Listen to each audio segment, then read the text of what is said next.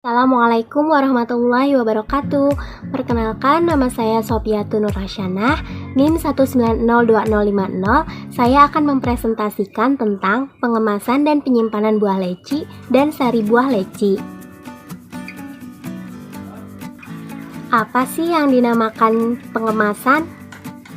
Pengemasan adalah suatu teknik pasca panen yang harus dilakukan dengan tujuan untuk melindungi buah pada saat penyimpanan dan transportasi. Selain itu, pengemasan juga dapat menjadi alat pemasaran yang baik. Tujuan menggunakan kemasan yang pertama yaitu physical production, yaitu untuk melindungi objek dari suhu, getaran, guncangan, tekanan, dan sebagainya. Yang kedua yaitu barrier protection, yaitu untuk melindungi dari hambatan oksigen, uap air, debu, dan sebagainya. Dan yang ketiga yaitu marketing, yaitu untuk kemasan dan label dapat digunakan untuk pemasaran untuk mendorong calon pembeli untuk membeli produk. Nah, leci merupakan buah non-klimaterik yang mana CO2 terus-menerus menurun secara perlahan sampai senesken. Etilen yang dihasilkannya pun sangat rendah atau tidak mengalami perkembangan selama fase perkembangan buah, mulai dari pembelahan sel sampai fase senesken. Pengemasan buah leci yaitu ada 3. Yang pertama menggunakan wadah atau tray. Jenis plastik yang digunakan yaitu polyethylene dan polypropylen. Yang kedua yaitu keranjang plastik. Jenis plastik yang digunakan pun sama, yaitu polyethylene dan polypropylen. Yang ketiga yaitu kardus. Jenis kertas yang digunakan yaitu kertas multiple layer, fiberboard, dan whiteboard. Nah, untuk sifat-sifat kemasan buah leci, yang pertama yaitu polyethylene, bersifat elastis atau lentur, tahan benturan, agak buram dan transparan, tidak tembus cairan khususnya cairan minyak dan santan, bersih, tidak berbau dan higienis. Nah, untuk jenis polyethylene ini atau sering disebut PE, ini aman untuk makanan. Yang kedua yaitu polypropylen. Polypropylen memiliki permukaan yang tidak rata, seringkali lebih kaku daripada beberapa jenis plastik lainnya, lumayan ekonomis dan bisa dibuat translucent atau bening saat tak berwarna tetapi tidak setransparan polistirena, akrilik ataupun plastik tertentu lainnya. Bisa pula dibuat buram atau berwarna-warni melalui penggunaan pigmen. Polypropylena memiliki resistensi yang sangat bagus terhadap kelelahan bahan. Untuk keterangannya, polypropylena ini aman untuk makanan. Dan yang ketiga yaitu kardus. Bersifat mudah diatur, didaur ulang, ekonomis, fleksibilitasnya tinggi. Kardus juga aman digunakan untuk makanan. Keuntungan kemasan dari buah leci.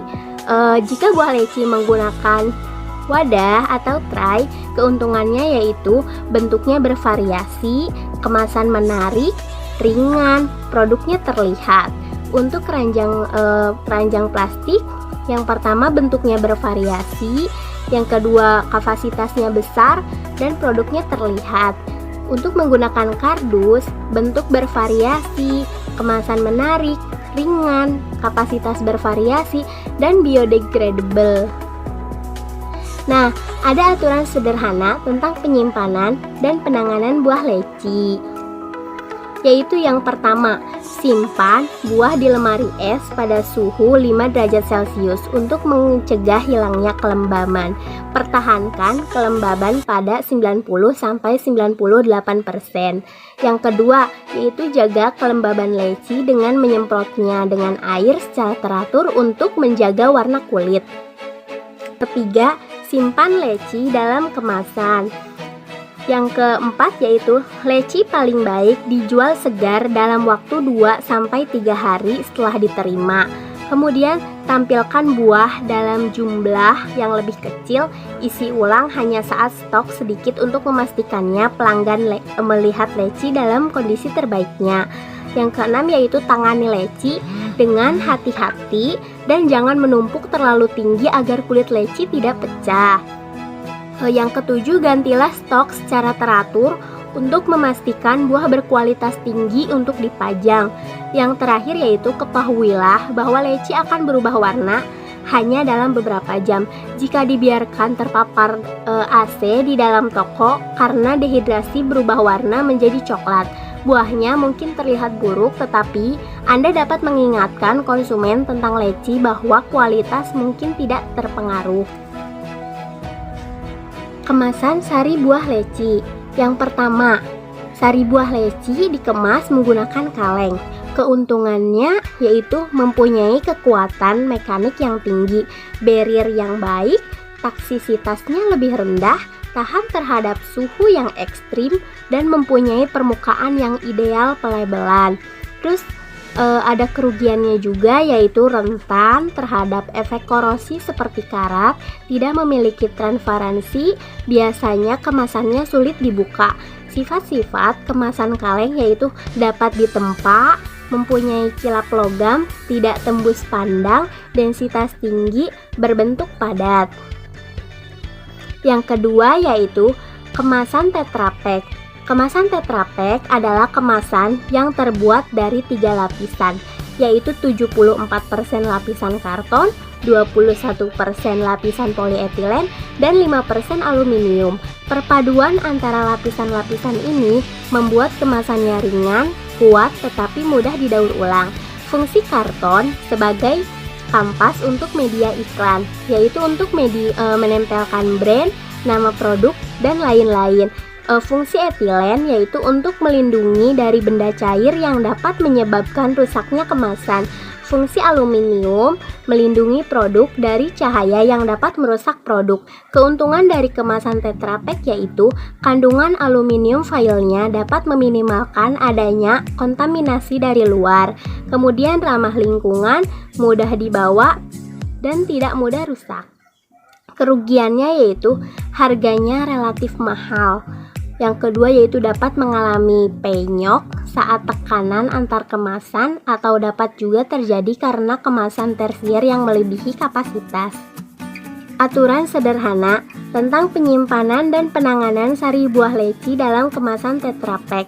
Yang pertama, sebelum dibuka, produk yang menggunakan kemasan ini bisa disimpan di suhu ruang dalam waktu yang cukup lama, sekitar 9-12 bulan.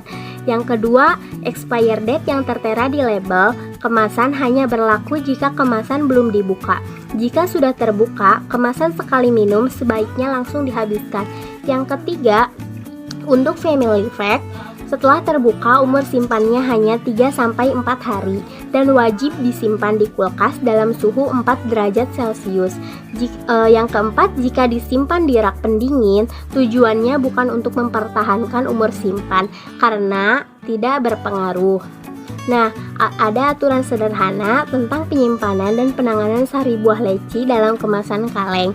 Yang pertama yaitu pastikan dalam kondisi bersih dan tersegel baik sebelum disimpan. Yang kedua, pilihlah tempat penyimpanan yang bersih, kering, sejuk, dan mempunyai temperatur ruang yang stabil. Yang ketiga yaitu susun produk berdasarkan tanggal kadaluarsa terdekat. Mungkin hanya sekian yang dapat saya sampaikan. Terima kasih. Wassalamualaikum warahmatullahi wabarakatuh.